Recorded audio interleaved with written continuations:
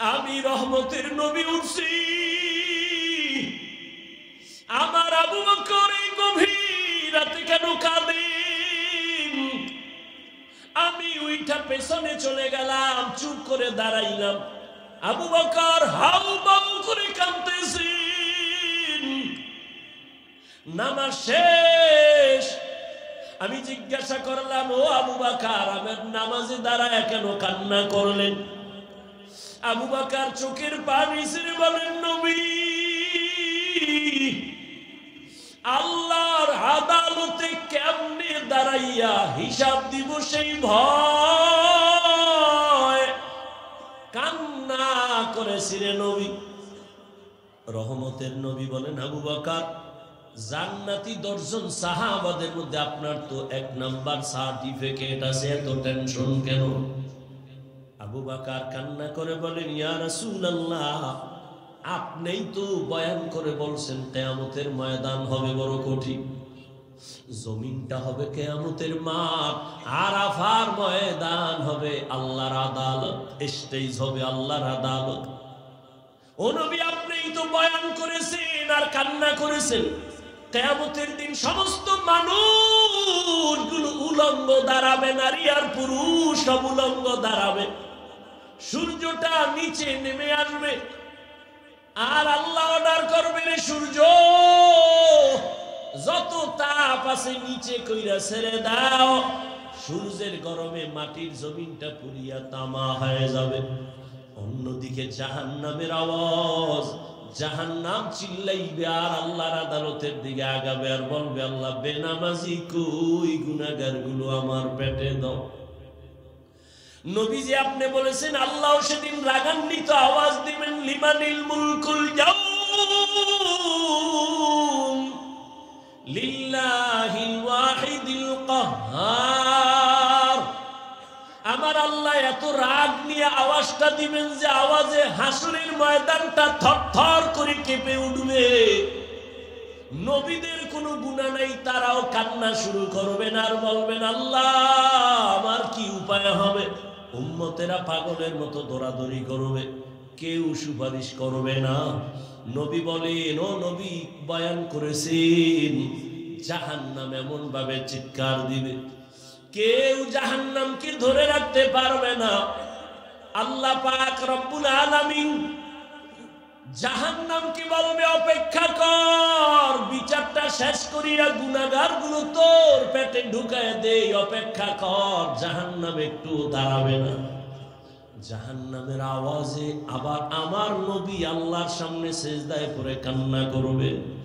মায়ার নবী বলবেন, আল্লাহ, জাহান্নামকে ফিরাও, আমার একটা উম্মত যেন জাহান্নাম ধরতে না পারে। যদি আমার উম্মত জাহান্নামে যায়, আমি জান্নাতে যাব না।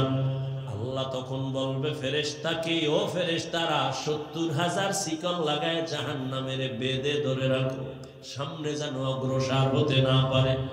70,000 শিকল লাগাইয়া জাহান্নামকে ধরবে, ধরে রাখতে পারবে না।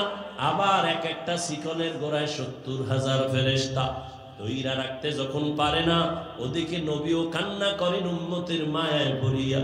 ও বেনামাজি নবীর আশিক উম্মতের দল, কেমন একজন নবী পাইলা, ওই নবীর চিনলা না? আবু বকরের মতো বান্দা যদি জাহান্নামের ভয়ে কান্না করতে পারেন, তাহলে আমার তোমার তো কান্না করে করে মরিয়া যাওয়া উচিত। অথচ কপাল বড় খারাপ, গুনাহ করতে করতে করতে করতে জীবনটা নাপাক, অথচ চোখে পানি নাই। অন্যে কান্না করে তাও পছন্দ করি না, কপাল বুঝি বড় খারাপ হয়ে গেল। আবু বকর বলেন, ইয়া রাসূলুল্লাহ, আপনিই তো জাহান্নামের বয়ান আর হাসরের ভয়ানক বয়ান করেছেন। আল্লাহ পাক নবীর কান্না দেখে বলবে, নবী কাঁদবেন না, আপনি মাথা উঁচু করেন। একটু সামান্য পানি দিয়া বলবে ফেরেশতা, জাহান্নামের গায়ে ছিটায়া দাও। জাহান্নামের গায়ে যখন দিবে, পানিটা দেওয়া মাত্র জাহান্নাম দ্রুত পেছনে দৌড়াবে। যেই জাহান্নামকে 70,000 শিকল দিয়েও ধরে রাখতে পারে নাই, সামান্য একটু পানি দেওয়া মাত্র জাহান্নাম পেছনে যাচ্ছে। ফেরেশতারা বলবেন, ও আল্লাহ, যেই জাহান্নামকে ধইরা রাখতে পারি না, শিকল লাগায় একটু পানি দিলা দৌড়ায় যায় পিছনে, এমন বরকতের এটা কি পানি? জমজমের পানি দিছো নাকি কাউসারের পানি, না আবে হায়াতের পানি, না দুনিয়ার কোন সমুদ্রের পানি? আল্লাহ বলবেন না ফেরেশতা এটা জমজমের পানিও না, আবে হায়াতের পানিও না, কাউসারের পানিও না। এই পানি হলো আমার মায়ার নবীর গুনাহগার উম্মতের চোখের পানি। আমার মায়ার নবীর গুনাহগার উম্মতেরা দুনিয়াতে গুনার কথা স্মরণ করে করে কান্না করছেন, ওই পানি আমি জমা রাখছি কুদরতের দ্বারা। আমি ওয়াদা করেছি নবীর মাধ্যমে যারা চোখের পানি ছাড়িয়া আল্লাহর কাছে ক্ষমা চাইবে, আমি আল্লাহ ওই পানির দ্বারা জাহান্নাম হারাম কইরা দিব, আর জাহান্নামের ঢুকাবো না। আমি ওই বান্দাকে জাহান্নাম থেকে জান্নাতে ঢুকায় দিব। ও এলাকার যুবক বাবারা, ও বৃদ্ধ বাবাজি, ও পর্দার আড়ালের মা বোনেরা, আমি এতক্ষণ চিল্লাইয়া তোমাদের বয়ান শুনাইছি, একবারও কিন্তু বলি নাই আমি পাস করলি মাথায় দিছি তোমরাও দাও না হয় ধ্বংস। আমি কওমি মাদ্রাসায় লেখাপড়া করেছি, একবারও বলি নাই স্কুল কলেজ বাদ দিয়া কওমি মাদ্রাসায় যাও না হয় ধ্বংস হয়ে যাওয়া। আমি এতক্ষণ বয়ান করলাম তাবলীগের লাইনের সন্তান, পীরের মুরিদ, একবারও তোমাদের বলি নাই যুবক পীরের কাছে যাও, তাবলীগে যাও না হয় জাহান্নামী হয়ে যাইবা। আমি তোমাদের কি বুঝাইতে চাই, বিদায় বেলা একটু খেয়াল কইরা শোনো রে বাবা। আমি তোমাকে বড় হুজুর হইতে বলি না, তসবিহ লাগাও পাগড়ি লাগাও বলবো না, বরং আমি তোমারে দোয়া কইরা যাই। এই ময়দানে হাজারো আল্লাহর গোলাম আছে যাদের দোয়া আমিন ফেরত যাবে না, আমি বলি তাদের আমিন কবুল হবে, দোয়ার নিয়তে বলি। ও বাবা তুমি স্কুলে পড়ো, আমি দোয়া করি আলহামদুলিল্লাহ। তুমি কলেজে পড়ো, তুমি ভার্সিটিতে পড়ো, চাকরি করো, ব্যবসা করো, তুমি একজন ডাক্তার হও, ইঞ্জিনিয়ার হও, প্রফেসর হও, কোনো বাধা নাই। তবে আমার জীবনের একটা দাবি তোমার কাছে, বেয়াদব হইও না। তোমার ব্যবহারে কোনোদিন মা বাবা যেন কষ্ট না পায়, তোমার ব্যবহারে যেন আলেম কষ্ট না পায়, তোমার ব্যবহারে কোনো শিক্ষক যেন কষ্ট না পায়। স্কুলে পড়ো, কলেজে পড়ো, চাকরি করো, ব্যবসা করো, বাধা নাই। ও যুবক, তোমার মতো কত যুবক তাকায় দেখো, স্কুলে কলেজে ভার্সিটিতে পড়িয়াও নামাজ ছাড়ে না, আছে না নাই বলো? তুমি তোমার বিবেকটাকে জিজ্ঞাসা করো, তুমি কেন পারবা না? তোমার মতো যুবক রাস্তায় গাড়ি চালায়, নামাজ ছাড়ে না, তুমি কেন পারবা না? নিজের মনটাকে বুঝাও।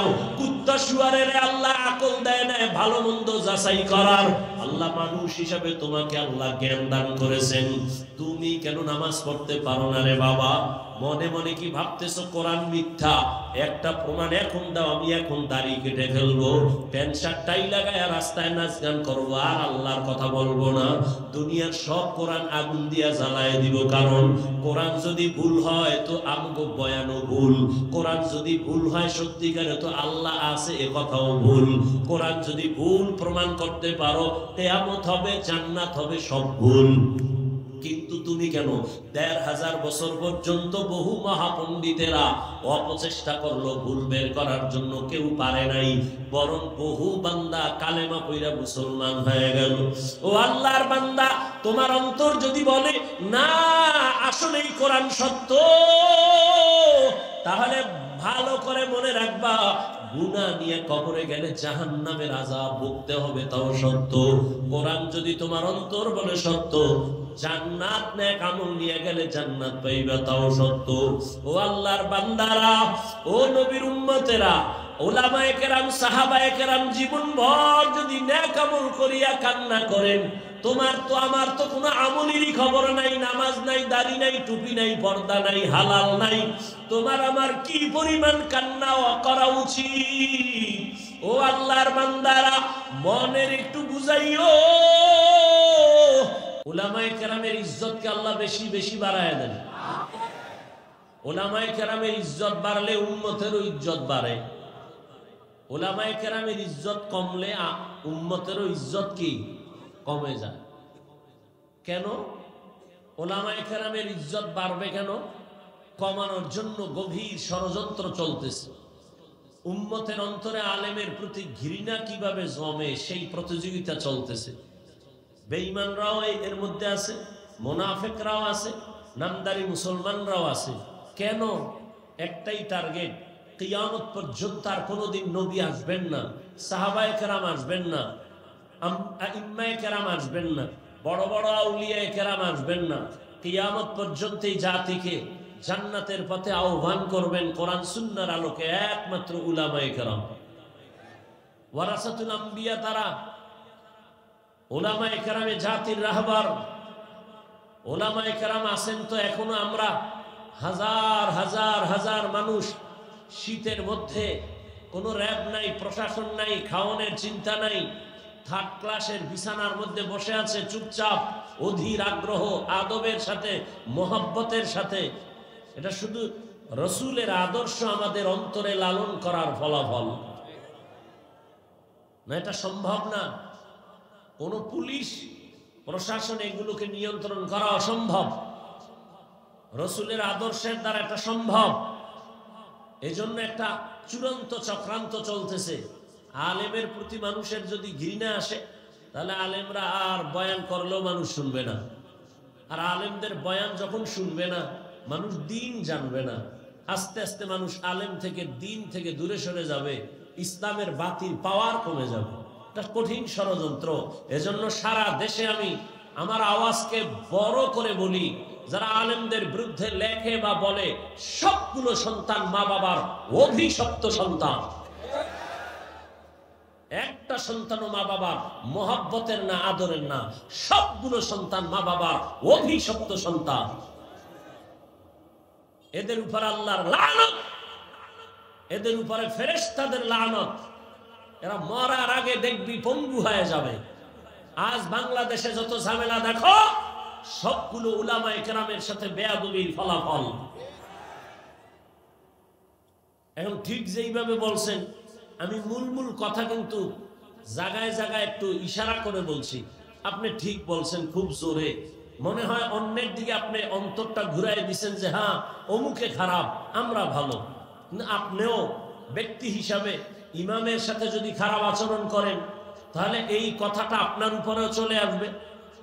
আপনি যদি ব্যক্তি হিসাবে মাদ্রাসার হুজুরদের সাথে কোনো খারাপ আচরণ করেন, তাহলে আপনার কপালেও এই অভিশাপ নেমে আসবে।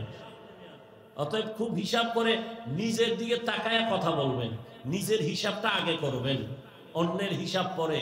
কু আনফুসাকুম ওয়া আহলিকুম নারা। আগে নিজে বাঁচাও নিজেকে জাহান্নাম থেকে, এরপরে অন্যের চিন্তা। আগে কি উম্মতের চিন্তা না নিজের চিন্তা? ইয়া আইয়ুহাল্লাযীনা আমানু কু আনফুসাকুম ওয়া আহলিকুম নারা ওয়াকুদুহান নাস ওয়াল হিজারা আলাইহা মালাইকাতুন গিলাযুন শিদাদুন লা ইয়াসুনাল্লাহা মা আমারাহুম ওয়া ইয়াফআলুনা মা ইউমারুন।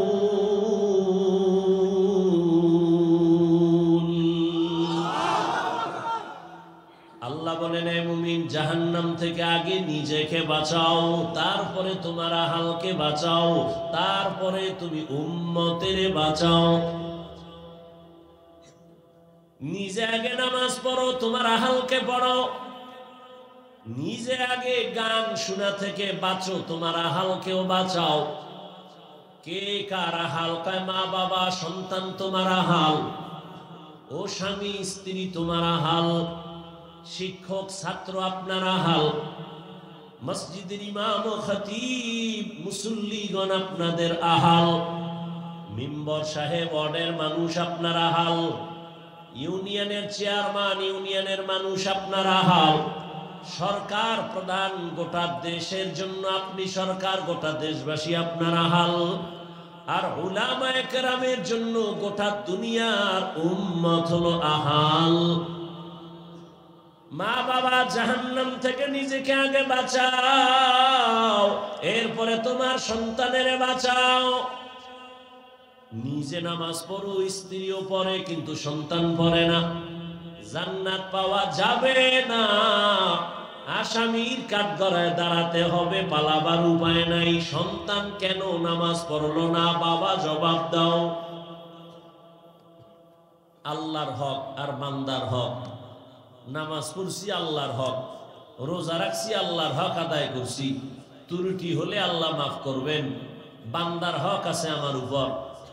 আমি নামাজ পড়ছি, আমার ছেলে পড়লো কিনা, বান্দার হকের জন্য আল্লাহর কাছে দাঁড়াতে হবে। এক নম্বরে আল্লাহর হক আদায় করো, এরপরে বান্দার হক। নিজে পর্দা করো, তোমার আহালকে পর্দাওয়ালা বানাও। নিজে হালাল খাও, আহালকেও হালাল খাওয়াও। আল্লাহ বুঝার আমল করার তৌফিক দান করেন। ফামান কানা ইয়ারজু লিকা রাব্বিহি ফালইআমাল আমালান সালিহা ওয়ালা ইউশরিক বিইবাদাতি রাব্বিহি আহাদা। আল্লাহ বলেন, হে রাসূল, উম্মতের জানায়া দেন, জমিনে যারা আমি আল্লাহর সাথে মুলাকাত করার ইচ্ছা করে, রবের সাথে মুলাকাত করতে চায়, তাদেরকে বলেন তাদের জন্য দুটো কর্মসূচি আমি আল্লাহ দিলাম। এক নাম্বার কর্মসূচি, তারা যেন নেক আমল করে। দ্বিতীয় কর্মসূচি, যেন শিরিকের গন্ধ না থাকে, শিরিক থেকে নিজেকে বাঁচায়। রহমতের নবী বলেন, আখলিস দীনাকা ইয়াকফিকাল আমালুল কলিল।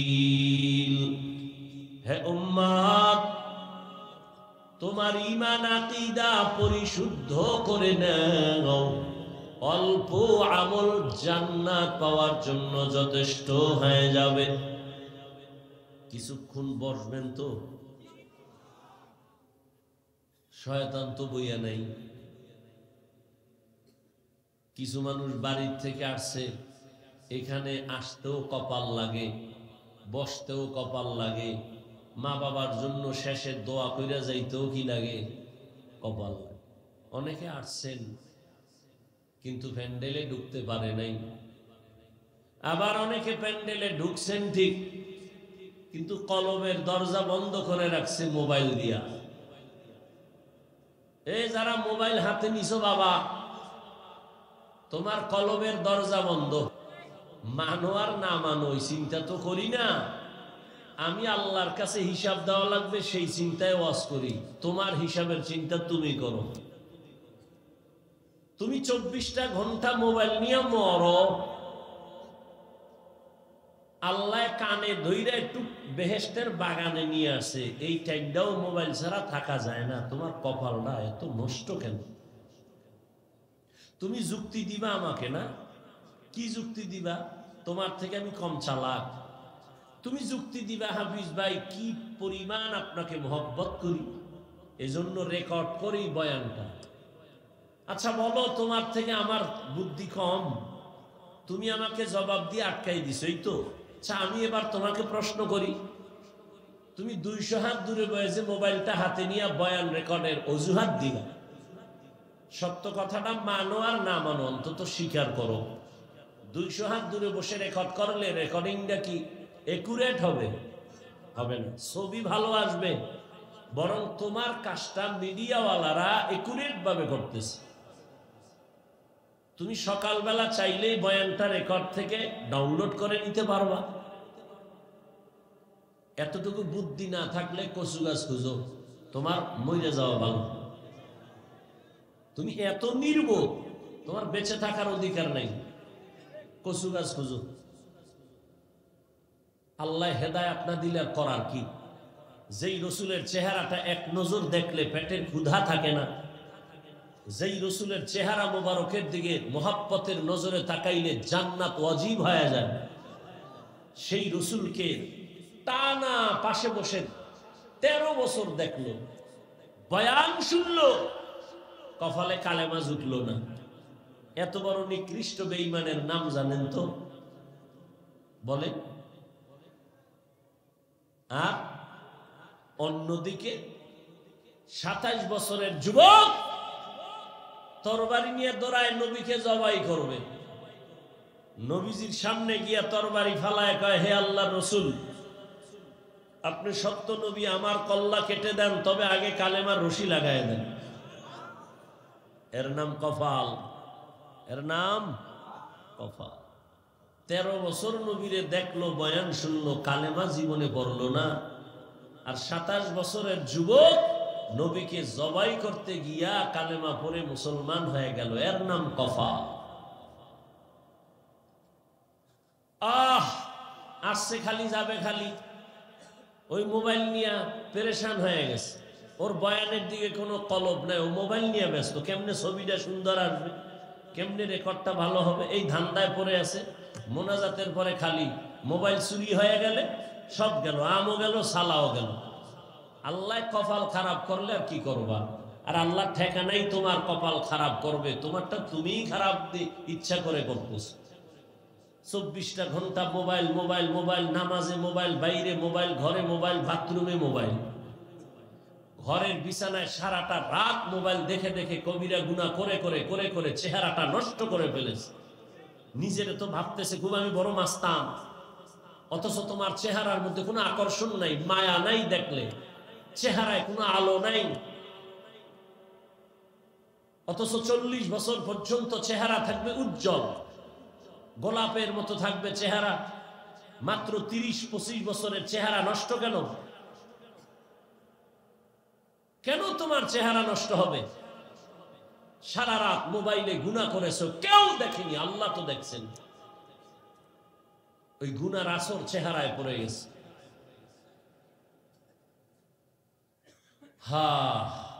আল্লাহ দয়া করে নিয়ে আসেন এখানে। এই সব মোবাইল থেকে একটু নিজেকে দূরে রাখা অসম্ভব হয়ে গেছে।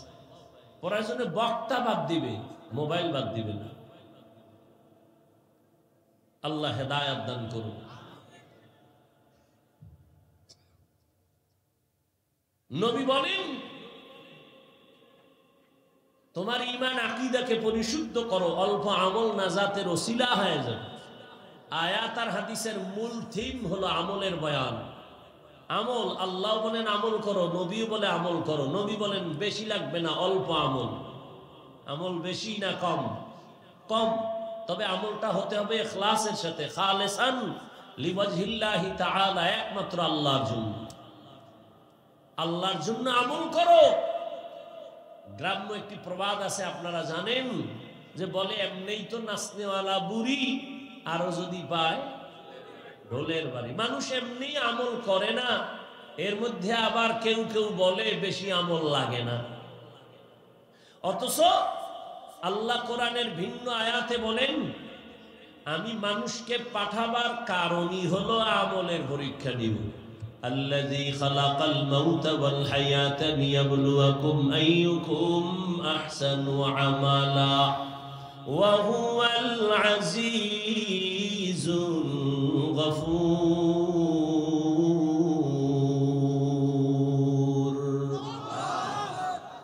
আল্লাহ বলেন আমি মানুষের আমলের পরীক্ষা নেওয়ার জন্য পাঠাইলাম। বেশি আমল চাই না, উত্তম আমল দেখবো কারা ভালো আমল করে। আকসারু আমালা বলেননি, আল্লাহ বললেন আহসানু আমালা। আমি আল্লাহ বান্দার বেশি আমল দেখতে চাই না, কারণ বেশি আমল করতে করতে করতে করতে আমার দুশ্মন জমিনের 1 ইঞ্চি জায়গা ফাঁক রাখে নাই, খালি সেজদা সেজদা সেজদা। প্রথম আসমানে আমল, দ্বিতীয় আসমানে আমল, চতুর্থ আসমানে, তৃতীয়, পঞ্চম, সপ্তম, সব জায়গায় আমল। এত বেশি পরিমাণ আমল করার পর আমি আল্লাহ তারে উপাধি দিলাম, তুমি একজন বুজুর্গ, তুমি একজন খাজেন, তুমি একজন আরেফ, তুমি ওলিয়ে কামেল। এত উপাধি দেওয়ার পর আমলের ঢের নিয়ে আসলো আমার আদালতে আইসা। এত আমলের বাহাদুরি, এত ইলমের বাহাদুরি, একটা হুকুম অমান্য করার কারণে তার জীবনের সব আমল বরবাদ হয়ে গেল। আমি বলছিলাম উসজুদুলি আদম, আদমের সেজদা কর, সবাই সেজদা করলো, ইন্না ইবলিস, ইবলিস সেজদা করে নাই। গায়ের জোরে না, আমি আল্লাহকে যুক্তি দিয়া ব্যর্থ করতে চাইল। আমাকে বলে আমি কেন তাকে অর্ডার দিব সেজদার জন্য? যুক্তি দিয়া দিয়া আমার রহমতের দরজা থেকে বিতাড়িত হয়ে গেল। এজন্য যুক্তির নাম ইসলাম না। বুঝে আসুক আর না আসুক, আল্লাহর হুকুম মেনে নেওয়ার নাম ইসলাম। আল ইসলাম গর্দান নেহাদান বাতাত, বিনয়ের সাথে আত্মসমর্পণ করার নাম ইসলাম। যে ব্যক্তি বিনয়ের সাথে আত্মসমর্পণ করে তার নাম এক বচনে মুসলিম, বহু বচনে মুসলমান। এজন্য আল্লাহ বলেন আমি বেশি আমল চাই না, অল্প আমল চাই। নবীও বলেন অল্প আমল নাজাতের দরজা খুলে যাবে, তবে সে আমলটা হতে হবে ইখলাসের সাথে আল্লাহর জন্য। আমি বয়ান করি আল্লাহর সন্তুষ্টির জন্য, বয়ান শুনি আল্লাহর সন্তুষ্টির জন্য। আমল মানে কাজ, কাজের বাংলা আমলের বাংলা কাজ, আবার এই কাজের আরবি আছে ফিআলুন মানিও কাজ। এই কাজ আবার দুই ধরনের কাজ, একটা ভালো কাজ একটা খারাপ কাজ। ভালো কাজের বলে নেক আমল, খারাপ কাজের বলে বদ আমল।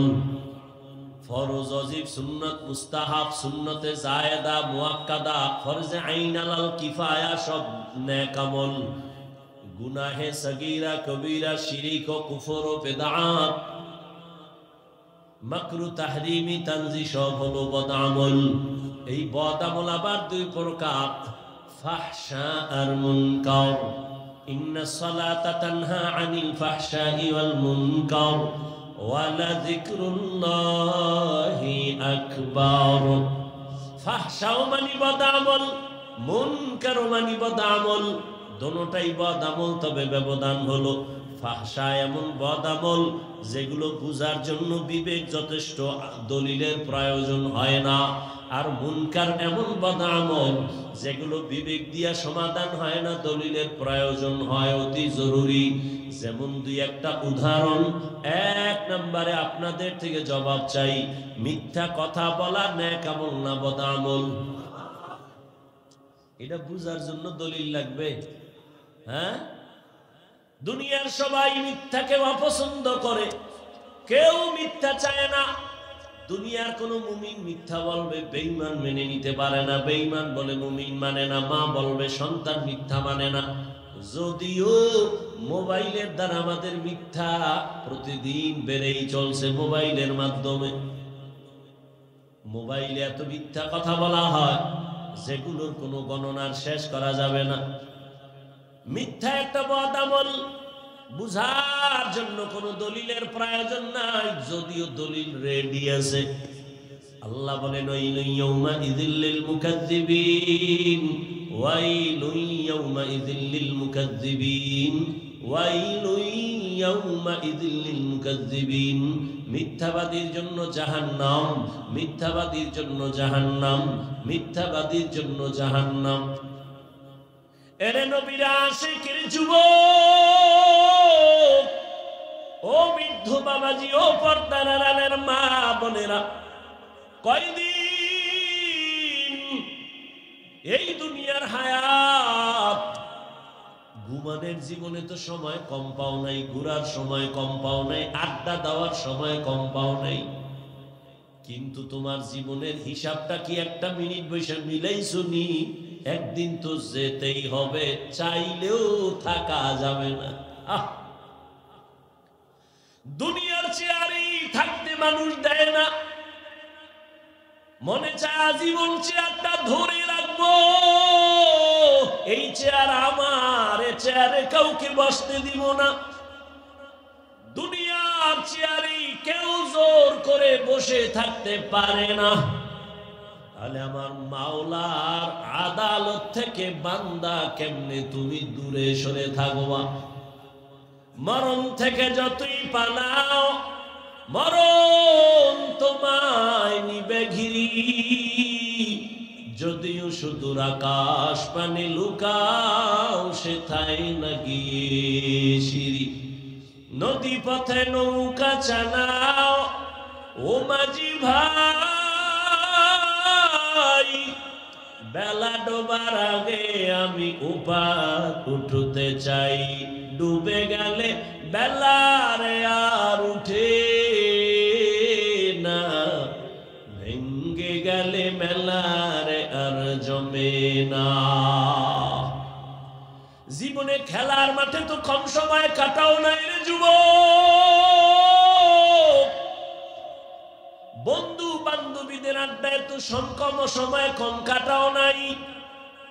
জীবনে দুনিয়া দুনিয়া দুনিয়া দুনিয়া করে কত সময় নষ্ট করেছো, কত রাত ঘুমাও নাই। জীবনের হিসাবটা মিলেই শুনি যে ঘুমের ঘরেও তো আজরাইল আসতে পারে। হিসাবটা মিলেই শুনি সকালবেলা সন্তান মাকে বলে, আম্মু আমি 1 ঘন্টার জন্য আমি 30 সাল বাজারে যাই আমার এক বন্ধুর সাথে মোলাকাতের জন্য। 1 ঘন্টা হয়ে গেল, 2 ঘন্টা, 3 ঘন্টা যখন হলো, আম্মা জানের অন্তরে যেন কেমন একটা ধাক্কা মারলো। মোবাইলটা হাতে নিয়ে বাবারে টেলিফোন করে, কেউ রিসিভ করে না। দীর্ঘ সময় পর কে যেন মোবাইলটা রিসিভ করে বলে, কে তুমি? বলে আমি এই মোবাইলওয়ালার মা। কয় মোবাইলওয়ালার বাবারে দাও। মোবাইলওয়ালার বাবারে দিছে, কয় তাড়াতাড়ি কই আসো, অমুক জায়গায় আমার ঘর। কয় তাড়াতাড়ি আসো, লাশটা নিয়ে যাও। এমন একটা দিন নাই যুবকের লাশের খবর নাই রে যুবক। যত লাশ দেখো অধিকাংশ যুবকের লাশ। ওই চট্টগ্রামে আমার যুবক, আইনজীবী আমার যুবক দুনিয়া থেকে চলে গেল। ইসকনের ইতিহাস আপনারা ফেসবুক চালান, দেখেন মিডিয়া গরম, মুসলমান গরম, দেশ গরম। হ্যাঁ, এই জন্যই তো আমি এতদিন বলছি, আমার কথা প্রথম বললে একটু কলিজায় গিয়া আঘাত লাগে, কিন্তু শেষে দেখা যায় ঠিকই। এতদিন বলছিলাম নাকে তেল লাগায়া ঘুমাইছু, কয় হ কে? কয় দেশ স্বাধীন, দেশ স্বাধীন স্বাধীন কইয়া ঘুমাইছু। যদি না ঘুমাইয়া এখনো সোচ্চার থাকতি, মুসলমানের উপরে চোখ তুইলা কথা বলার সাহস কোন নাস্তিক পাইত না। স্বাধীন কইয়া কইয়া ঘুমাইতো সুরে যুবক। অথচ ঢাকার শহরে আবার মা বোনেরা সাংবাদিক সম্মেলন করে করে চিল্লায় কয় আমগো দেহ ব্যবসার অধিকার আবার ফেরত চাই। সমকামিতার অধিকার নিয়ে দৌড়ায়, ট্রান্সজেন্ডারের আওয়াজ নিয়ে দৌড়ায়। আমি এজন্য বলেছিলাম, এই আওয়ামী লীগ গেছে গেছে কইয়া লাফাইস না। শিক্ষা নে জুলুমের পরিণাম ফল কিন্তু তোমার বেলায় এমন হবে। জুলুম করলে তোমার পরিণাম ফলটাও এমন হবে। মুসলমান উলামায়ে কেরাম ছাত্র জনতার বৈষম্য বিরোধী আন্দোলনে জীবনকে বাজি রেখে ময়দানে নেমেছেন। সফলতার চাঁদ উঠছে উলামায়ে কেরামের অবদানের কারণে। এজন্য বলি আল্লাহর কসম, জীবনে যত বন্ধু পেয়েছো কেউ তোদের আপন বন্ধু না রে যুবক বাবা। এই জীবনে তোর কলিজার আপন বন্ধু একমাত্র উলামায়ে কেরাম। আর তুই যারে বন্ধু বানাইছো এ ধান্দাবাজ আর চান্দাবাজ, স্বার্থপর। স্বার্থে আঘাত লাগলে দল থেকে নাম কাটবে না, কল্লা কেটে দিবে, কল্লা। এর নাম সোনার বাংলার রাজনীতি। আর কোরআনের রাজনীতি আর ইসলামের রাজনীতি, মালিক যেই প্লেটে খাবে গোলাম একই প্লেটে খাবে।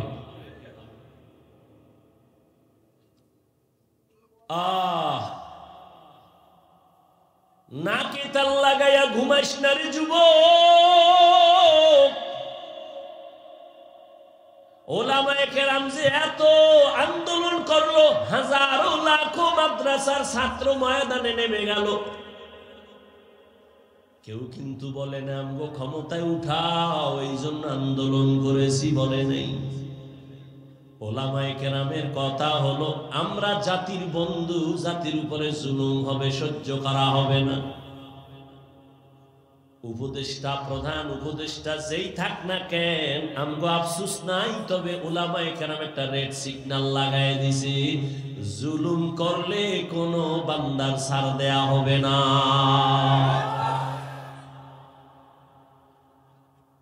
মুসলমান নাকি তাল লাগায় ঘুমাইতেছো না, মুসলমান তো নাক চোখ কান খোলা রাখতে হবে, কারণ এ দুনিয়ার বিধর্মীরা ঘুমায় না, অপেক্ষায় থাকে কখন মুসলমানের উপরে আঘাত করবে। অতএব মুসলমান আরামে নিশ্চিন্তে ঘুমাবি তো সেই দিন। বাংলাদেশের প্রত্যেকটা পাড়া মহল্লায় ওলামায়ে কেরাম বুক ফুলাইয়া চলবে, কোরআনের বয়ান করবেন যেদিন, কোন বেনামাজি সুদখোরের অনুমতি নেওয়া লাগবে না।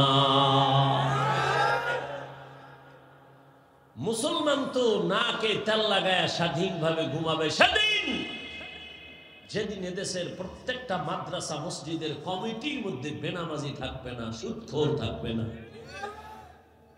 শিয়ালে রাতে মুরগি দিয়ে কয় 3 দিন আমানত, শিয়াল পণ্ডিত কয় 1 দিনও না। জিন্দা কেন মরাও দেব না। শিয়ালের হাতে মুরগি রাখলে যা হবে, ধর্মের চাবি সুদখোর বেনামাজির হাতে রাখলে তাই হবে। রাখছে কারা? এই শিয়ালের হাতে মুরগি রাখছে কারা? এখন আর আওয়াজ নেই। হ্যাঁ, তোমরাই রাখছো। চিল্লাইছো আমরা ইসলাম চাই, ভোটের আগের রাত্রে টাকা খাইয়া কেবলা ঘুরায়া বলছো হুজুরেদের ভোট দিয়া কি হবে, কিছুই হবে না। অথচ এই জমিনে যা কিছু দেখো, সফলতার পেছনে হুজুরদের ছাড়া কোনো কিছুই হয় না। আল্লাহ হেদায়েত দান করে। আল্লাহ পাক রব্বুল আলামিন বলেন, যারা আমার সাথে মোলাকাত করতে চাও হে যুবক, দুনিয়া দেখতে দেখতে হায়াতের অর্ধেক শেষ। 30 বছর হায়াত শেষ, যদি 50 বছর বাঁচো আর মাত্র 20 বছর আছে। যদি তোর হায়াতটা 60 বছর থাকে, অর্ধেক শেষ আর অর্ধেক আছে। আমি বলি অর্ধেক বাইচা থাইকা লাভ কি?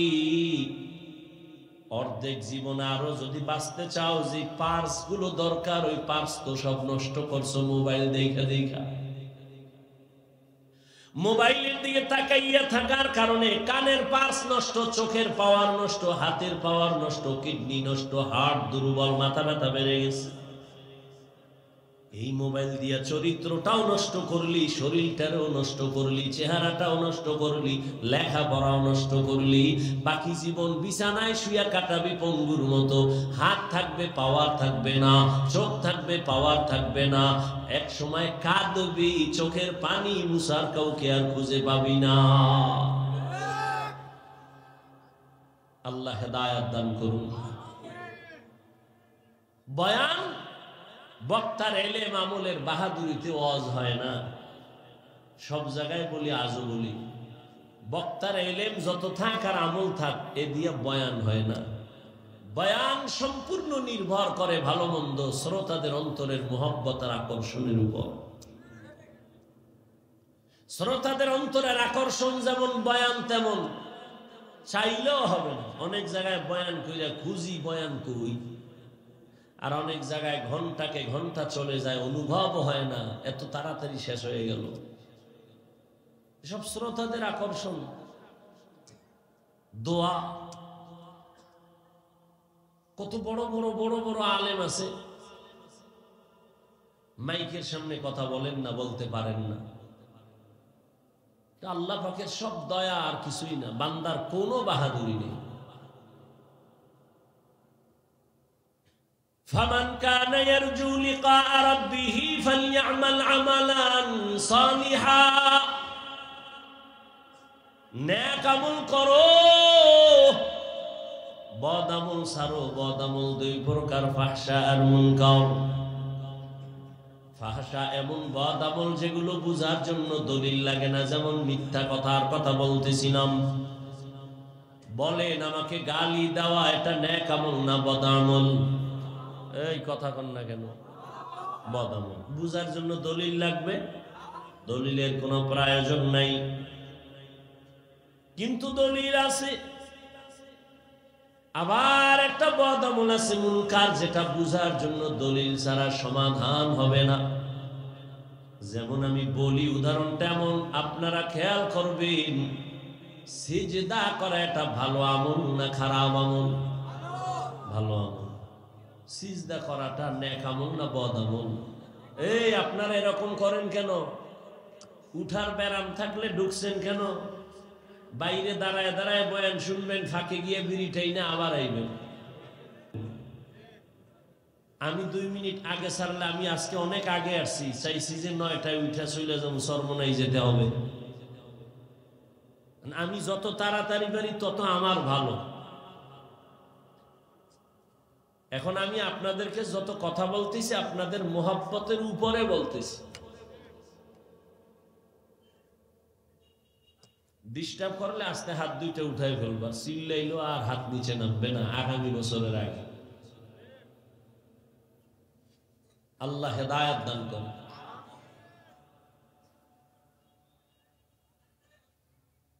সিজদা করা এটা নেক আমল না বদ আমল? এই সিজদা যদি কেউ কবরে দেয়, মাজারে দেয়, পীরের কাছে দেয়, বট গাছে দেয়, আচ্ছা বলেন তো এরকম দেনেওয়ালা আশেকে রসুল আসেনি? আচ্ছা যারা দেয়, জানা থাকলে বলেন, এরা কি বদ আমল মনে করে দেয় না নেক আমল মনে করে দেয়? আচ্ছা আমার মতো একজন ভাঙাচুরা মৌলবি গিয়ার যদি কয়, এই তুই করো কি? মাজারে সেজদা দেই, শিরিক, বলবে চুপ। কিসের শিরিক? দলিল, দলিল দাও। এখন আমি দলিল দিছি, আল্লাহ ছাড়া অন্যকে ইবাদতের সিজদা দেওয়া হারাম। ইবাদতের সিজদা আল্লাহ ছাড়া কাউকে দেওয়া যাবে না। তোমার দলিল শেষ নি? কহা কইবার আমার দলিল নাও। কি? আমি যে পীরের সিজদা দেই এটা ইবাদতের সিজদা না, এটা সম্মানের সিজদা না। আমি আবার প্রশ্ন করলাম, এই নাউজুবিল্লাহ পরে কোন আগে শুনেন, আমি আবার প্রশ্ন করলাম, ভাই তুমি যে বললে এটা সম্মানের সিজদা দাও, তোমার দলিল কি? দলিল নেই, চেঁচামেচি করিস না। 1 নাম্বার দলিল কোরআনের আয়াত, কঠিন দলিল। কি?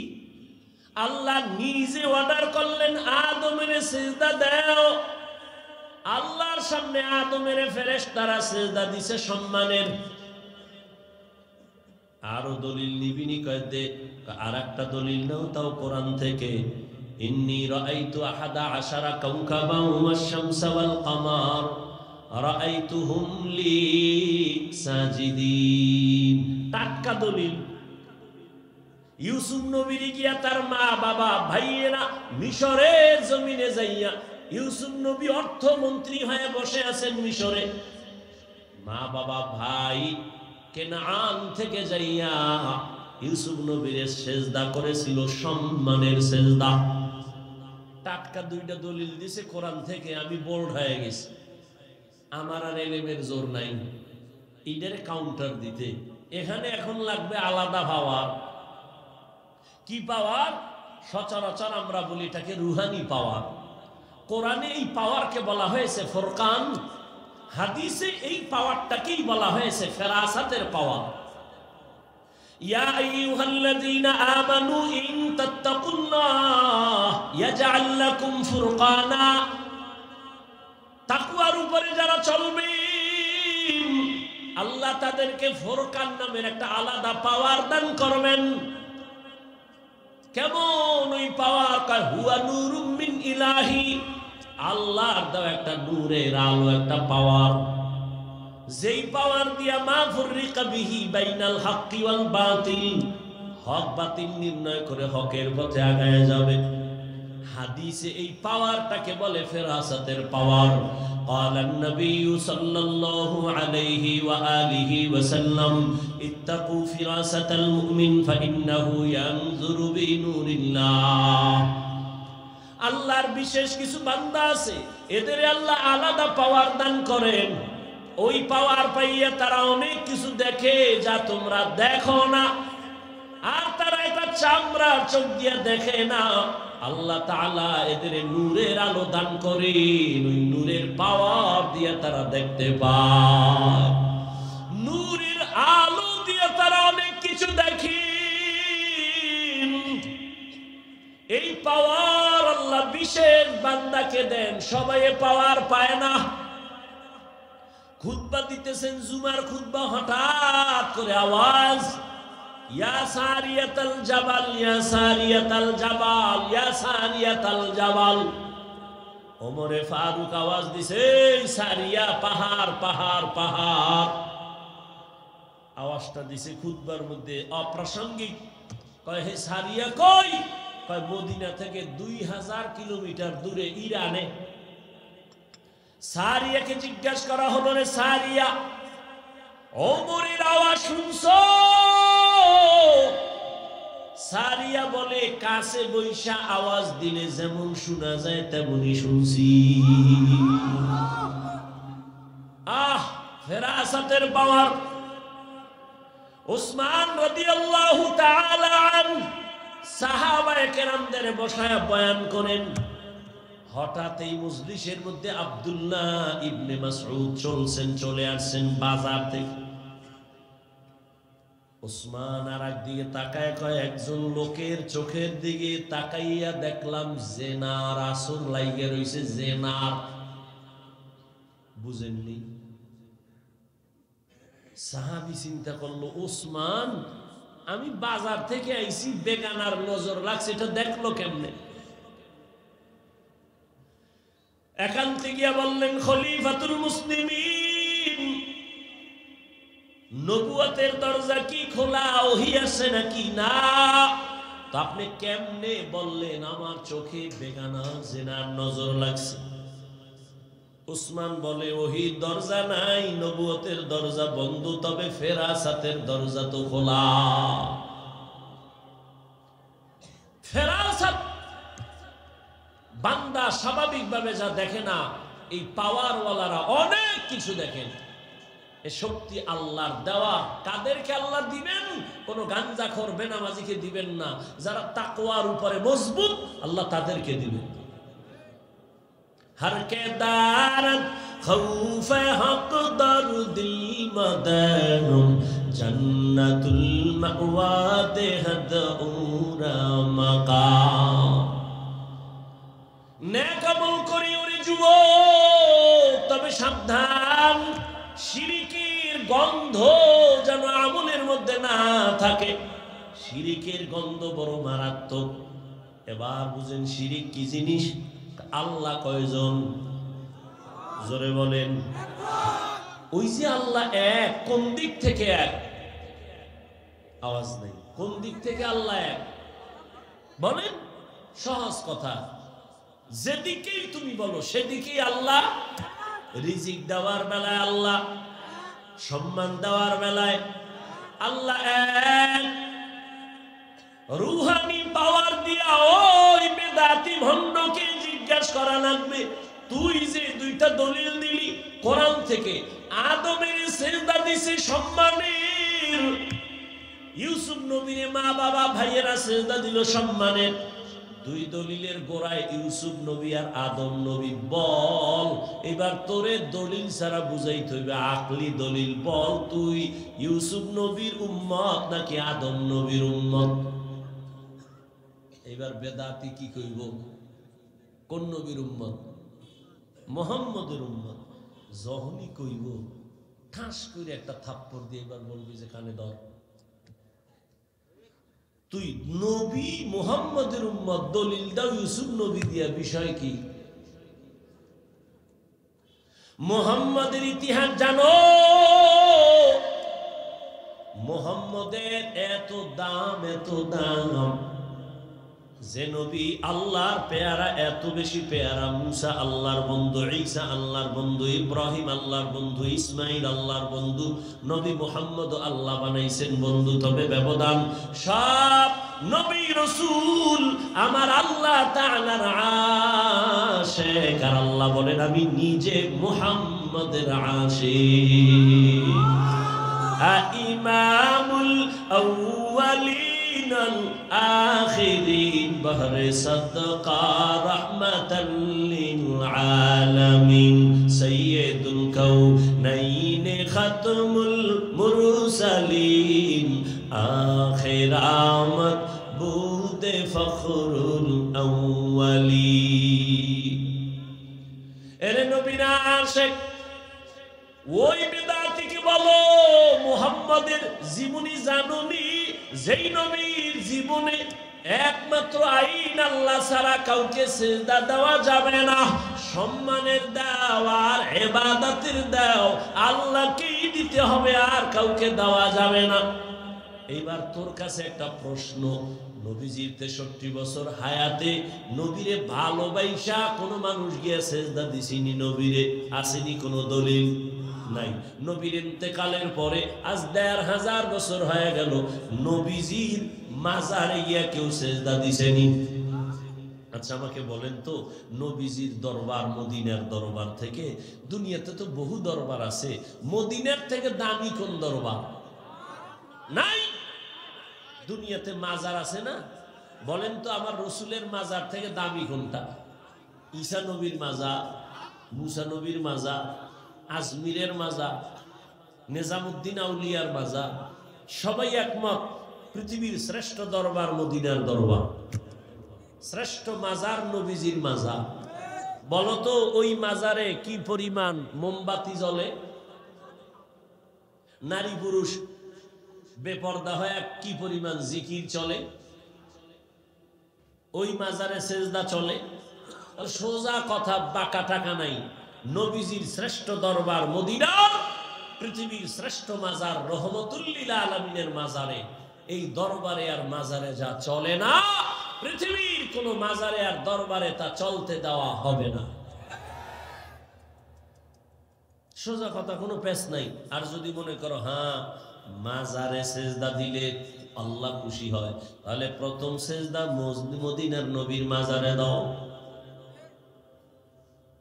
মোমবাতি জ্বালাইলে যদি আল্লাহ খুশি হয়, বড় একটা মোম অর্ডার দিয়া বিমানে নিয়ে মদিনার নবীর মাজারে জ্বালাও। কোনদিন হবে না রে বাবা, এই চালাকি ছেড়ে দাও, সরল মনে চলো, আল্লাহর কাছে অনেক দামি হইবা। আল্লাহ পাক রব্বুল আলামিন বলেন, ও দুনিয়ার মানুষ যারা আমার সাথে মোলাকাতে ইচ্ছা করো, আমি রবের সাথে মোলাকাত করতে চাও, তোমাদের কর্মসূচি একটা, নেক আমল করো। দ্বিতীয় কর্মসূচি শিরিক করবা না। আল্লাহর মতো আরো আল্লাহ আছে মনে করার নাম শিরিক। আল্লাহর ক্ষমতার মতো কারো ক্ষমতা আছে মনে করার নাম শিরিক। যারা মনে করবে তাদের নাম মুশরিক। আল্লাহর কিছু স্পেশাল গুণ আছে, এই গুণটা আরো কারো মধ্যে আছে মনে করার নাম শিরিক। যারা মনে করে তাদের নাম মুশরিক। মুশরিকদের জন্য জান্নাত হারাম। যেমন আল্লাহর স্পেশাল একটা গুণ হলো তিনি রিজিক দেনওয়ালা রাজ্জাক, এই গুণটা আর কারো মধ্যে আসেনি, নাই। যদি কেউ মনে করে আমাকে চাকরি রিজিক দেয়, আমারে সরকার দেয়, গ্রামীণ ব্যাংক আমাকে রিজিক দেয়, দুনিয়ার কেউ রিজিক দেয়, মনে করার নাম শিরিক। সন্তান দেওয়ার মালিক কে? আল্লাহ। আরো কেউ সন্তান দেওয়ার ক্ষমতা রাখে মনে করার নাম শিরিক।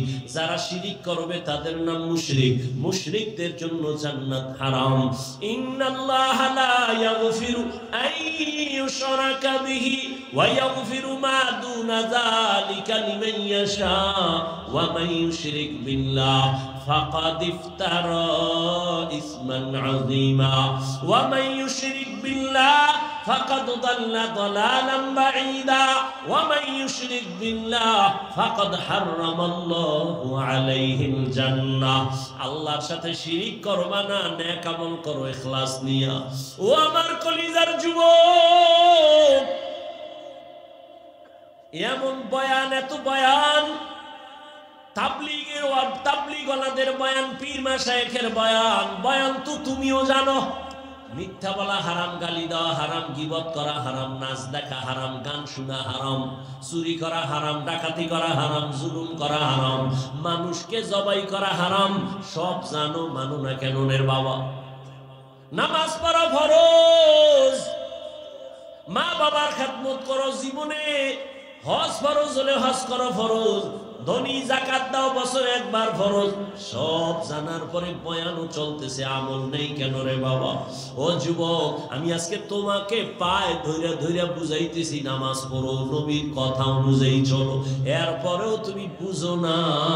অথচ তুমিও মুসলমান, আমিও মুসলমান, তোমার আমার আল্লাহ এক, নবী এক, কোরআন এক, কাবা এক, ধর্ম এক, কালেমা এক, এরপরেও কেন বাবা তুমি লাইনে আসো না? তোমার আমার আল্লাহ কি দুই না এক? তোমার আমার নবী, কাবা, ধর্ম, কালেমা, দুনিয়াতে আসছি সবাই এক। শুধু বৈলরের মানুষগুলো মনে হয় যেন আসার সময় লঙ্গি পরে আসছিল, বিদায় বেলা কাফনের সংখ্যাও হবে 3টা, তাও এক। আমি বক্তার কারণে একটা সম্মানে কাফন বাড়াইয়াও দিবে না, তুমি রিক্সা ড্রাইভার মইরা গেল একটা কাফন কেউ কমাইয়াও দিবে না। তোমারও 3 কাফন, আমারও 3টা কাফন। মা বোনদের জন্য 5টা কাফন, কালার হবে আলাদা, কালার সবার এক। কাফনের উপরে লেখা থাকবে বড় হুজুরের লাশ, এমপি সাহেবের লাশ, না কারো উপরে লেখা থাকবে না। আজকে আমি বক্তা যত ভাব দেখাই, তুমি টাকার ক্ষমতার ভাব দেখাও না কেন? সাদা কাফনে যেদিন ঢুকবা সব বাহাদুরি বন্ধ হয়ে যাবে। ওই সাদা কাফনের কালার এক, কবরের সাইজও হবে এক। ওই কবরে রেখে প্রশ্ন করা হবে 3টা, তাও এক। তুমি ধনী না গরিব, আলেম না মূর্খ, প্রশ্ন হবে না, প্রশ্ন হবে 3টা। রবের পরিচয় দাও, ধর্মের পরিচয় দাও, রাহমাতুল লিল আলামিনের পরিচয় দাও। নবীজি বলেন, যারা এই 3টা প্রশ্নের জবাব দিতে পারবে তাদের কবর হবে রওজাতুম মিন রিয়াজিল জান্নাহ, আর যারা জবাব দিতে পারবা না তাদের কবর হবে হুফরাতুম মিন হুফারিন নার। ওই কবরের জবাব কে দিতে পারবে? আমরা হুজুরেরা। কি গ্যারান্টি আছে? ওরে আমাদের হুজুরদের যদি গ্যারান্টি থাকতো,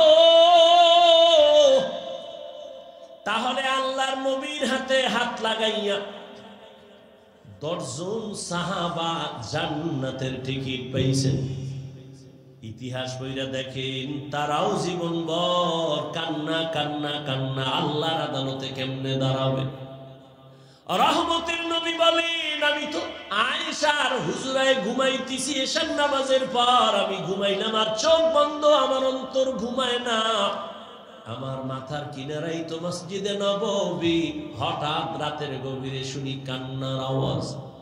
রাতের এই গভীরে কে কান্না করে? আমার ঘুম ভেঙে গেল, আমি ঘুম থেকে উঠলাম, নজর দিয়া তাকায় দেখি সাধারণ কোনো বান্দা কাঁদে না, আমার সাহাবী, জান্নাতের 1 নাম্বার সাহাবী আবু বকর নামাজে দাঁড়ায় কান্না করতেছে। আমি রহমতের নবী উঠছি, আমার আবু বকর এই গভীর রাতে কেন কাঁদে?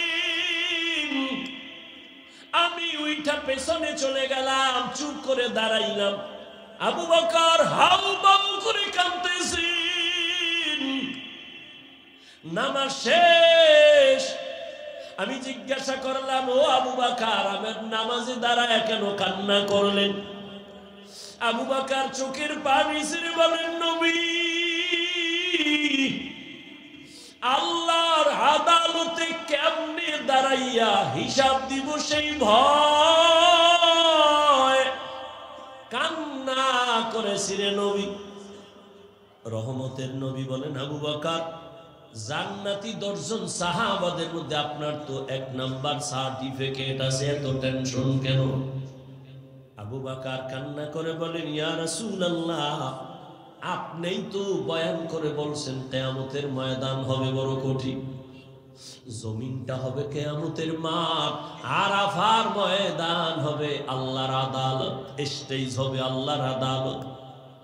ও নবী, আপনিই তো বয়ান করেছেন আর কান্না করেছেন, কিয়ামতের দিন সমস্ত মানুষগুলো উলঙ্গ দাঁড়াবে, নারী আর পুরুষ সব উলঙ্গ দাঁড়াবে, সূর্যটা নিচে নেমে আসবে, আর আল্লাহ অর্ডার করবে, রে সূর্য যত তাপ আছে নিচে কইরা ছেড়ে দাও। সূর্যের গরমে মাটির জমিনটা পুড়িয়া তামা হয়ে যাবে। অন্যদিকে জাহান্নামের আওয়াজ, জাহান্নাম চিল্লাইবে আর আল্লাহর আদালতের দিকে আগাবে আর বলবে, আল্লাহ বেনামাজি কই, গুনাহগার গুলো আমার পেটে দাও। নবীজি আপনি বলেছেন আল্লাহ সেদিন রাগান্বিত আওয়াজ দিবেন, লিমানিল মুলকুল ইয়াউম লিল্লাহিল ওয়াহিদিল কাহ্হার।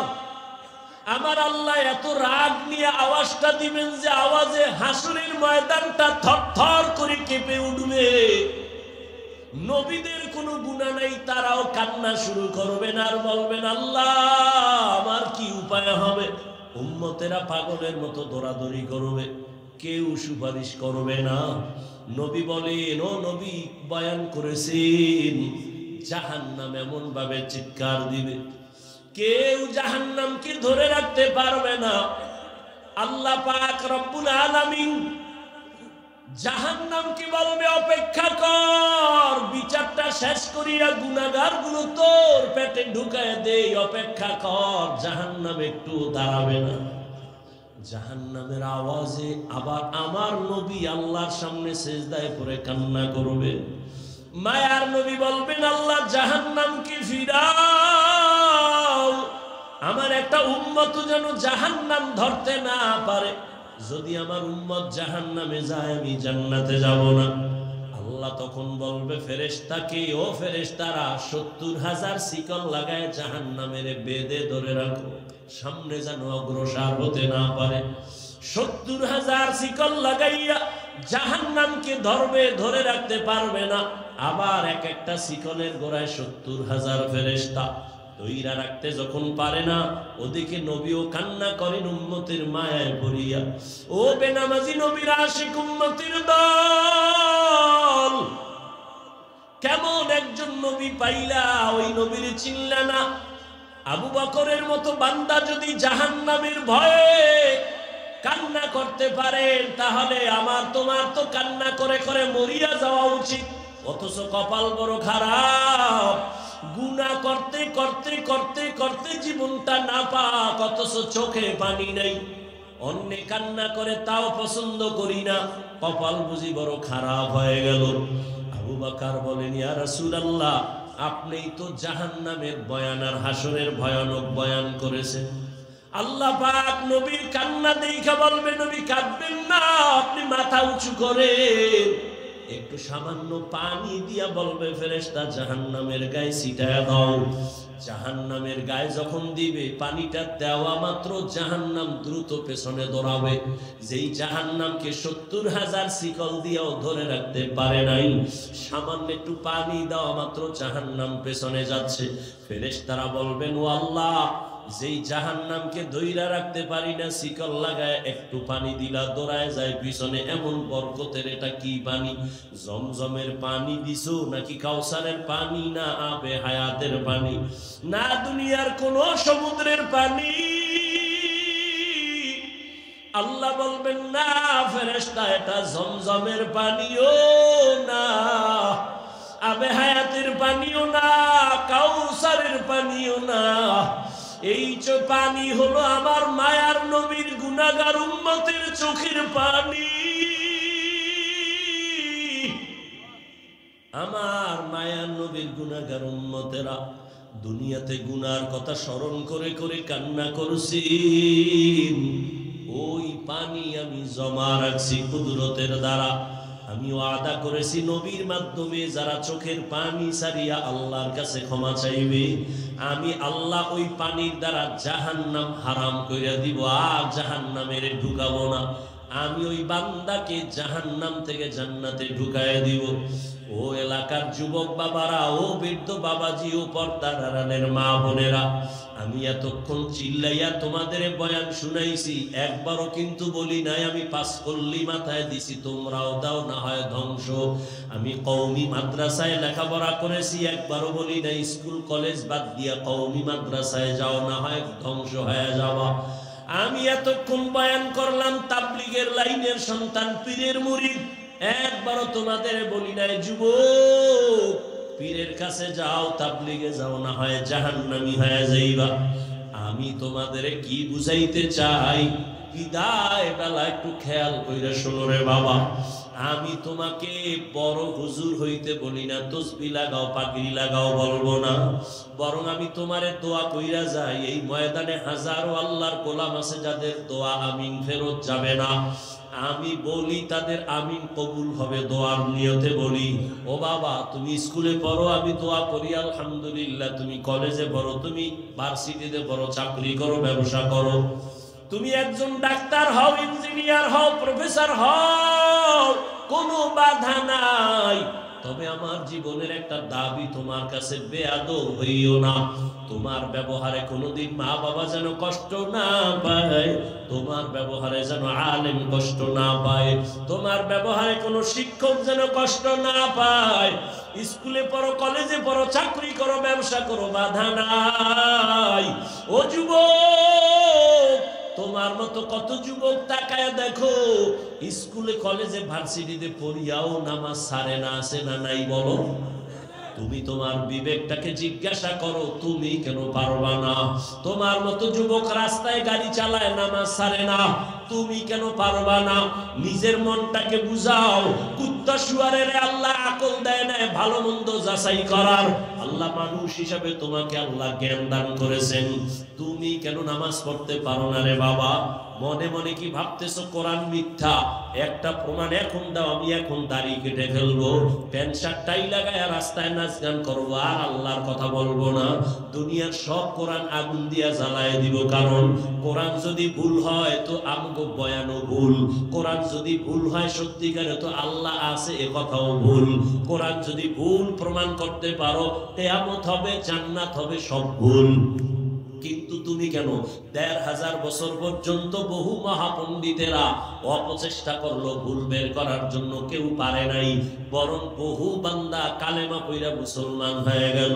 ও আল্লাহর বান্দা, তোমার অন্তর যদি বলে না আসলেই কোরআন সত্য, তাহলে ভালো করে মনে রাখবা, গুনাহ নিয়ে কবরে গেলে জাহান্নামের আযাব ভুগতে হবে, তাও সত্য।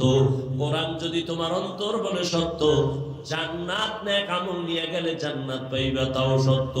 ও আল্লাহর বান্দারা, ও নবীর উম্মতেরা, উলামায়ে কেরাম, সাহাবায়ে কেরাম জীবনভর যদি নেক আমল করিয়া কান্না করেন, তোমার তো আমার তো কোনো আমলেরই খবর নাই, নামাজ নাই, দাড়ি নাই, টুপি নাই, পর্দা নাই, হালাল নাই, তোমার আমার কি পরিমাণ কান্না করা উচিত?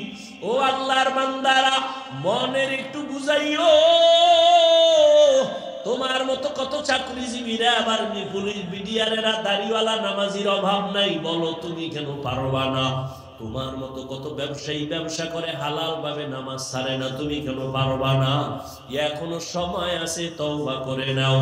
মনে চাইছে পার্কে যাবা, দৌড়াইয়া গেছো, আর কত গুনাহ করবা, এখনই কি ফিরবা না রে বাবা? দুইটা পায়ে হাত দিলে কি বলবা, হাফিজ ভাই চেয়ারের থেকে নিচে নাইবা যদি আমগো পাও ধরেন, আর দাড়ি কাটবো না, নামাজ ছাড়বো না, পায়ে ধইরা বলি বল আমি নিচে নাইমা আসি বাবু, আমি নিচে নাইমা তোর পাও দুইটা ধইরাও বলবো, আর দাড়ি কাইটা আমার নবীরে কষ্ট দিচ্ছে।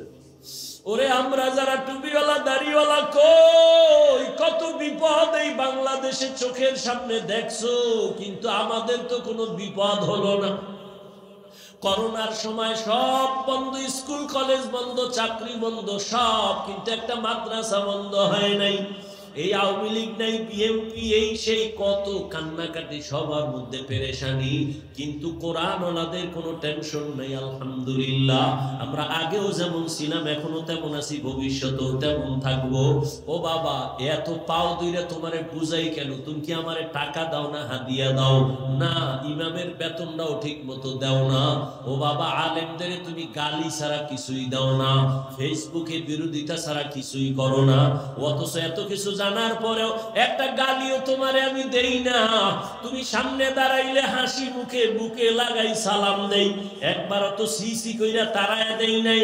এই তো বলতে পারতাম তো চাইলে যে এই বেনামাজি কাছে আসবি না, তুই প্রস্রাব করে পানি লাও না, গন্ধ তোর পোশাকে ময়লা, দূরে যা, একবারও বলি নাই। বরং সব আলেমরা তোদের পাইলেই বুকে লাগায় আর মোহাব্বত করে একটু দোয়া দেয়, সালাম দেয়, হাত বাড়ায় দেয়। এই ভালোবাসা দুনিয়াতে আর কারো কাছ থেকে পাবি না রে বাবা। দুইটা পায়ে হাত রেখে বলি রে যুবক, ওরে সাহাবায়ে কেরাম যদি এত সুন্দর আমল, এত সুন্দর নামাজ, এত সুন্দর তাকওয়া, এত সুন্দর তেলাওয়াত রাইখা জান্নাতের টিকিট পাইয়াও যদি তারা কান্না করে, কত কাঁদা উচিত। চোখ দুইটা বন্ধ করে দেখ, জীবনে গুনাহ ছাড়া কিছুই নাই রে বাবা। এখনো কি তওবা করবা না? তোমার আমার মতো যুবক, পানির নিচে তাকায় দেখ যুবকের লাশ, গাড়ির নিচে যুবকের লাশ, ঘুমের বিছানায় যুবকের লাশ। এই জীবনে তো কোনোদিন আমি প্যান্ট শার্ট দূরের কথা, আমার বাবা হাফ প্যান্টও পরান নাই। এই যে লম্বা জামাটা পরছি, ওলামায়ে কেরাম তো কানি ফাড়া জামাও পরে, আমার আব্বা জীবনে আমাকে কানি ফাড়া জামাও পরায় নাই। ও বাবা, চাইলে তো অনেক কিছু করতে পারতাম। তুমি যে যুক্তি দাও টুপি মাথায় দিলে মাথা গরম, এই বুদ্ধি কি আমার নাই? বুঝটা কি নাই? বুঝি, তারপরও ছাড়ি না কেন? দাড়ির কারণে যৌবনের ভাব চলে যায়, বুঝি, তারপরও কেন দাড়ি কাটি না? ও বাবা, তুমিও মুসলমান, আমিও মুসলমান। তোমার টুপি মাথায় দিতে লজ্জা লাগে আর আমার না দিলে লজ্জা লাগে। আমার দাড়ি কাটতে লজ্জা লাগে, তোমার দাড়ি রাখতে লজ্জা লাগে। আমার পর্দা না করলে লজ্জা পাই, তুমি পর্দা করতে গেলে লজ্জা পাও। আমি মসজিদে না ঢুকলে লজ্জা পাই, তুমি মসজিদে ঢুকতে গেলে লজ্জা পাও। আসলে বিষয়টা কি আর কিছুই না, জাহান্নামের আগুনের ভয়। এই জাহান্নামের একটা সেকেন্ডের আযাব সহ্য করতে পারবো না। দুনিয়াতে একটা মশায় কামড় দিলে সইতে পারি না, রাতে আর ঘুম হয় না। একটা বেতের বাড়ি সহ্য করতে পারি না রে বাবা। ওই দুনিয়ার সূর্যের গরম সহ্য করতে পারি না। গুনাহগার হইয়া যদি কবরে যাই, ওই কবরে গেলে জাহান্নামের আগুনের গরম কেমনে সহ্য করব? ওই কবরের দুই পার্শ্বের মাটির চাপ সহ্য করতে পারবো না, জাহান্নামের গরম সহ্য করতে পারবো না রে বাবা। ও যুবক বাবারা, ও পর্দার আড়ালের মা বোনেরা, আপনাদের মতো কত মা বোন এখনো আছে পর্দা করে, স্বামীর মাল হেফাজত করে, মোবাইলে চরিত্র নষ্ট করে না। ও মা, স্বামীর মাল হেফাজত করে, সন্তানগুলো দিনদার বানাবার চেষ্টা করে। ও পর্দার আড়ালের আম্মা জানেরা, সন্তানটাকে ডাক্তার বানাইয়েন, ইঞ্জিনিয়ার বানাবেন, বাধা নাই, তবে বেয়াদব বানাবেন না। সন্তানের আচরণে যেন কোনোদিন মা বাবা কষ্ট না পায়, আলেম কষ্ট না পায়, শিক্ষকেরা কষ্ট না পায়। ও যুবক, এখনো কি জাহান্নামের আগুন থেকে ফিরবা না রে বাবা? আল্লাহর নবী সামনে আবু বকর দাঁড়ায় কান্না করেন, ইয়া রাসূলুল্লাহ, কিয়ামতের ময়দানে কি উপায় হবে আমার? হাসরের ময়দানে আল্লাহ যদি বলে, আবু বকর তোমার জিন্দেগীর সব আমল আমার কাছে পছন্দ হয় নাই, তখন আমার উপায় কি হবে? আমার হাতে তো জাহান্নামের হ্যান্ডকাপ লেগে যাবে। ওই জাহান্নাম যে কত ভয়ঙ্কর, কিয়ামতের ময়দানে আমার আল্লাহ গুনাহগারদের ব্যাপারে বলবে, ওয়ামতাজুল ইয়াউমা আইয়ুহাল মুজরিমুন, ও গুনাহগারেরা তোরা নেককারদের থেকে আলাদা হয়ে যা। ফেরেশতারা যারা নেক আমলওয়ালাদের ডাইনে দাঁড় করাও, আর গুনাহগারদের রে আলাদা কইরা দাও। আমি ডান হাতে আমলনামা দিব যারা নেক আমলওয়ালা, যাদের ডান হাতে নেক আমল দিবে আল্লাহর বান্দারা বিনা হিসাবে জান্নাতে যাবে। আর যারা গুনাহ নিয়ে দাঁড়াবে আল্লাহ বলবে ওদের বাম হাতে আমলনামা দিব, তবে আমি সোজা হাতে দিব না। আল্লাহ তখন এতটা রাগ হইয়া একটা আওয়াজ দিবেন, এ ফেরেশতা, এই বেঈমান নাফরমান আমার দেওয়া পানি, আমার দেওয়া সূর্যের আলো, আমার দেওয়া চাঁদের আলো, আমার দেওয়া জমিনের ফসল গাছের ফল খাইলো, আমার হুকুম মতো চলে নাই, এর সোজা হাতে আমলনামা দেওয়া হবে না। আল্লাহ বলবেন, ফেরেশতা, এই নাফরমানের বুকের মাঝে ছিদ্র কর, বুকের মাঝে ছিদ্র করিয়া বাম হাতটা বুকের ভেতর দিয়া ঢুকাইয়া পিঠের থেকে বের করো। সাথে সাথে ফেরেশতারা ওই নাফরমান গুনাহগারের বুকের মাঝে ছিদ্র করিয়া বাম হাতটা পাকা কইরা ঢুকাইয়া পিঠের থেকে হাতটা বের করিয়া ফেলবে। আমার আল্লাহ তখন পেছনের হাতে আমলনামা দিয়া বলবেন, ইকরা কিতাবাকা কাফা বিনাফসিকাল ইয়াউমা আলাইকা হাসিবা। এই নাফরমান, দেখ তোর আমলনামায় জীবনে কোথায় কয়টা গুনাহ করেছো, হিসাবটা নিজেই মিলায় নে। ফেরেশতারা বলবে, আল্লাহ পেছনে আমলনামা, চেহারাটা সামনে পড়বে কেমনে দেখে না। আল্লাহ আবার রাগান্বিত হয়ে বলবে, ও ফেরেশতা, নাফরমানের ঘাড় ধইরা মোচড় দাও, ঘাটটা ধইরা মোচড় দিয়া পেছন দিকে ফিরাও। ওরে জাহান্নামের ভয় যদি অন্তরে থাকে, আমার নবী বলেন, জাহান্নামের বয়ান যখন শুনো, আওয়াজ পাইলে দুই ফোঁটা চোখের পানি ছাড়িয়া কান্না করিও। ও বাবারা, তোমার আমার চোখে পানি নাই কেন? একমাত্র কারণ গুনার কারণে দিলটা পাথর হয়ে গেছে, এই কারণে চোখে পানি আসে না। অথচ জাহান্নামের আযাবের ভয়, আল্লাহর কোরআন বলে পাথর কান্না করে জাহান্নামের আযাবের ভয়। ওই পাথরের থেকেও কি তোমার কলবটা শক্ত? এত গুনাহ করছো, মালিকের আদালতে কেমনে দাঁড়াইবা? এখনো কি তওবা করবা না রে যুবক? ওরে মা বাবার দোয়া নিয়ে সামনে আগাও, মনে মনে তওবা করো, আর বলো আমার আল্লাহকে বলতে থাকো গোপনে, মনে মনে আমার আল্লাহকে ডাকো আর বলো, হে আল্লাহ, এই বইলারের ময়দানে তাকাইয়া দেখো, মনে হয় আমার মতো গুনাহগার কেউ নাই। গুনার কারণে আমার হাত না পাক, আমার চোখ না পাক, আমার জিহ্বা না পাক, আমার অন্তর না পাক। আমার গুনার খবর আমার মা জানে না, ভাই জানে না, বোনেরা জানে না, আপন বন্ধুরা জানে না। জীবনে কত গুনাহ করলাম, হাতের দ্বারা, চোখের দ্বারা, জবানের দ্বারা। ওই গুনার খবর যদি আমার মা বাবা, ভাই বোন, আপনজন জানতো, কেউ আমারে ভালো জানতো না। আল্লাহ কত দয়ার মালিক, এত গুনাহ করার পরেও আমার আল্লাহ রাগ করিয়া তোমার আমার জন্য খানা বন্ধ করেন নাই, পানি বন্ধ করেন নাই, বরং আমার আল্লাহ মায়ার রহমতের দরজা দিয়ে ডাকে আর বলে, আয় আয় আয়, কই যাইতেছো? আমার রহমতের দরজায় ফিরিয়ে আয়, যেদিকেই যাবি জাহান্নাম ছাড়া কিছু না। আয়, আমি দয়ার নজর দিয়া তাকাইতেছি, আর দুই ফোঁটা চোখের পানি ছাড়িয়া ক্ষমা চা। ওরে কান্না যদি না আসে, মনে করিও গুনার কারণে আল্লাহ বেজার। ও যুবক বাবারা, দুই ফোঁটা চোখের পানি ছেড়ে কাঁদিও, আর মনের বুঝাইও, তোমার আমার মতো যুবক যদি স্কুল কলেজে পড়িয়া চাকরি করে, ব্যবসা করে, শ্রমিকের কাজ করে, ড্রাইভারি করে, নামাজ পড়ে, তুমি আমি পারবো না কেন? এখনো যদি তওবার নিয়ত থাকে, আর গুনাহ করিও না রে বাবা। পায়ে হাত রেখে বলি, মা বাবার বরদোয়া নিও না, ওলামায়ে কেরামের দোয়া নিয়া, মুরব্বীদের শিক্ষকের দোয়া নিয়া 5 বেলার নামাজ পড়ো, লেখাপড়া করো, মোবাইলে গুনাহ ছাড়ো। ঘুমের ঘরে যদি আজরাইল আইসা দেখে তুমি বিছানায় শুয়া শুয়া গানের তার কানে লাগাইয়া শুয়া রইছো, আজরাইল যখন চলে আসবে, আর বেনামাজি গুনাহগারের যে কি উপায় হবে, ওরে গুনাহগারের আজরাইলকে দেখা ভয় পাওয়া যাবে, চক্ষু উল্টাইয়া যাবে। ও আল্লাহর বান্দারা, মিথ্যা মনে করিও না, বরং সত্য ভাইবা দুই ফোঁটা চোখের পানি ছাড়িয়া তওবা করো।